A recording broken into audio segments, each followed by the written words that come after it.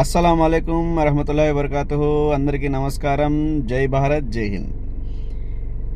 కేవలం రాయచోటిలో మాత్రమే కాదు, సెక్షన్ 144 మన ఆంధ్ర రాష్ట్రం అంతటా కూడా పెట్టే అవకాశాలు కనిపిస్తున్నాయి. ఎందుకు అనుకుంటున్నారా?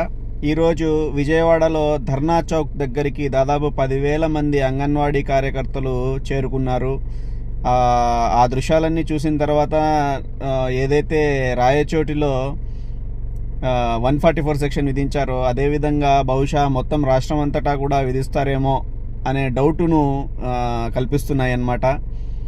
ఏదేమైనప్పటికీ ఈ 144 సెక్షన్ అనేది చాలా బాగా పనిచేస్తుందో లేదో మీరే చెప్పాలి ఫ్రెండ్స్. ఎందుకంటే రాయచోటిలో జరిగినటువంటి మత విద్వేషాలకు కొంచెం చల్లబరచాలి, అక్కడ లా అండ్ ఆర్డర్ను చేతిలోకి తీసుకోవాలని చెప్పేసి పోలీసులు చాలా ట్రై చేసి సెక్షన్ 144 ఏదైతే విధించారో విధించి కూడా ఏమీ లాభం లేదేమో అనిపిస్తుంది. ఎందుకంటే ఈరోజు ఒక ర్యాలీ జరిగింది అక్కడ రాయచోటిలో.